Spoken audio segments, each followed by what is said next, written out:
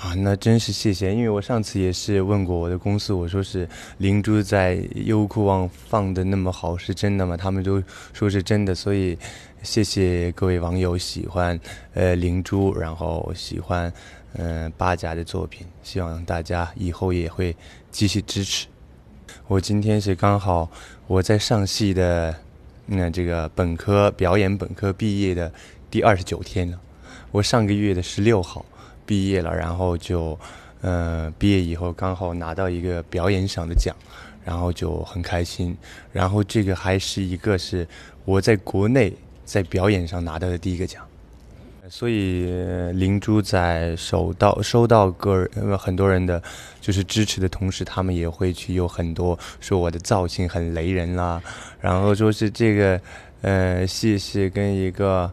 日本的动画片是一样的啊，然后说穿越剧是模仿别人的啊。那些其实我个人来讲，我真的都不知道，因为我从小是藏区长大的，所以就内地的很多文化都不知道。然后穿越剧，我以为是第一个，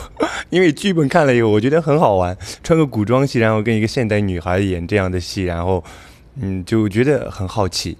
然后后来动画片呢，是我到现在都没看过动画片。对，因为小时候真没有这个条件。然后有一次变形金刚上的时候，然后我朋友就订那个票，电影院买票，然后变形金刚很有名，然后我看了以后，第二的时候根本看不懂，因为他们是从小看，或者是都认识哪一个哪个，我都不认识，就很郁闷。我觉得是一个好朋友吧，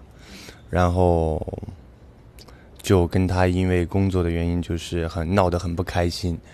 然后我们两个在两座城市，然后就闹得很不开心，大家特别不开心的时候，然后我最后直接跑到机场，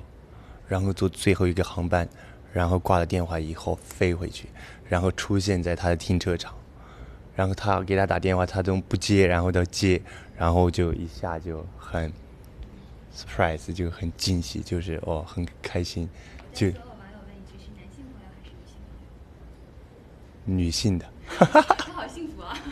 网友很想知道他是谁，但是这是名字。